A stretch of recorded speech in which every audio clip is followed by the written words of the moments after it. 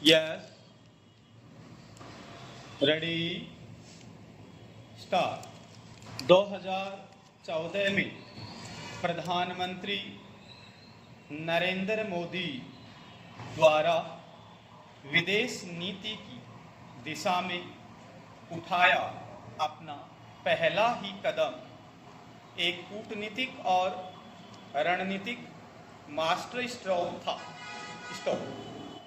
यह था दक्षिण एशियाई नेताओं को अपने शपथ ग्रहण समारोह में बुलाना।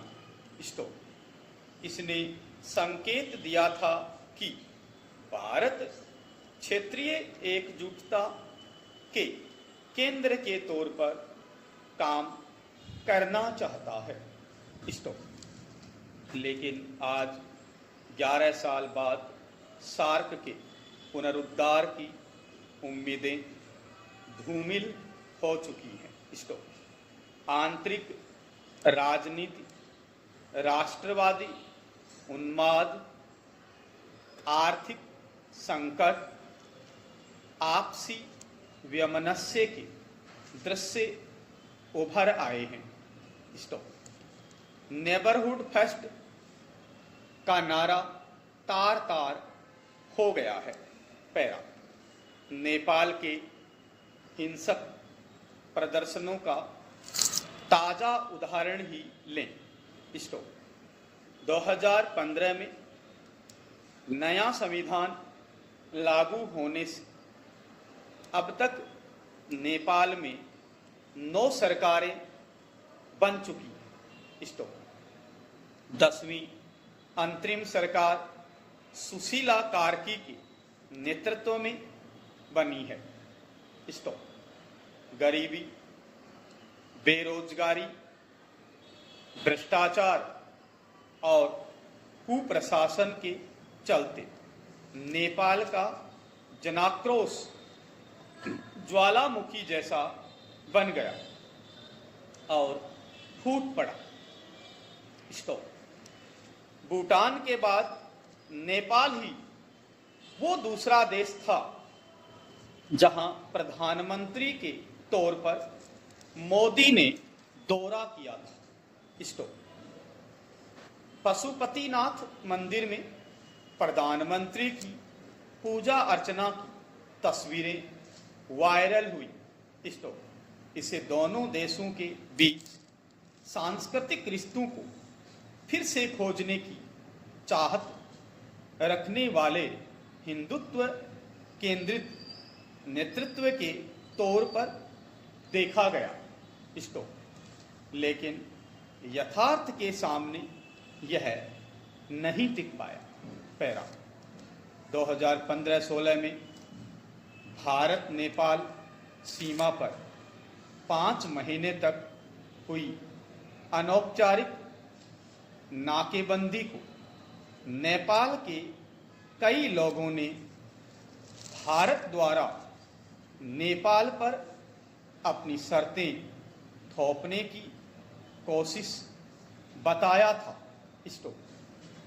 इससे संबंधों में इतनी खटास आ गई कि नेपाल ने सीमा पार तक के क्षेत्र पर दावेदारी जताने की हिमाकत कर दी।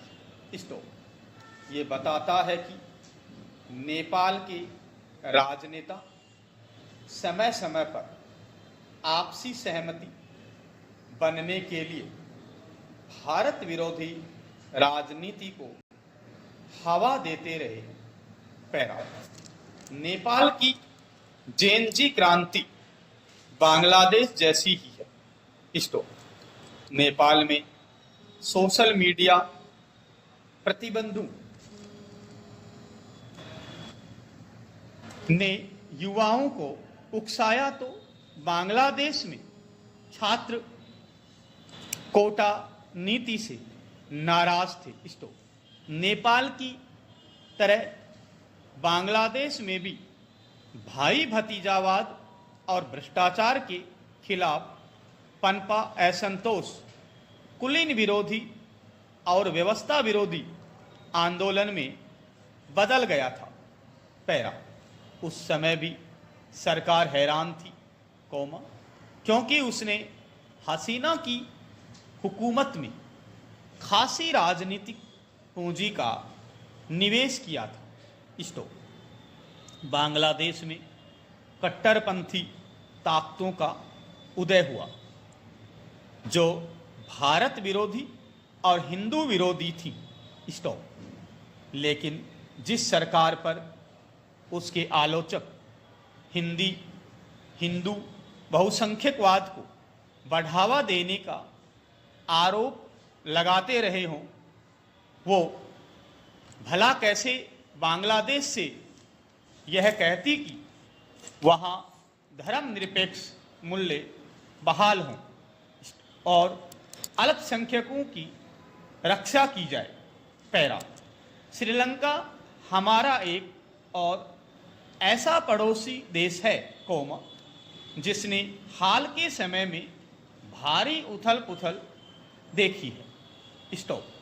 यहाँ भी महंगाई, ईंधन की किल्लत और गहराते आर्थिक संकट के कारण भ्रष्ट राजनीतिक व्यवस्था को बेदखल कर दिया गया। राजपक्षे भाइयों को रातों रात देश से बाहर खदेड़ दिया गया। राष्ट्रपति भवन पर प्रदर्शनकारियों के कब्जे की तस्वीरें इस बात का प्रतीक थी कि शक्तिशाली सत्ता भी जन आंदोलन के सामने नहीं टिक सकती। हाँ, वो डिक्टेशन दे रहा था, आपका फोन आ रहा था, उसको उठा नहीं पाया।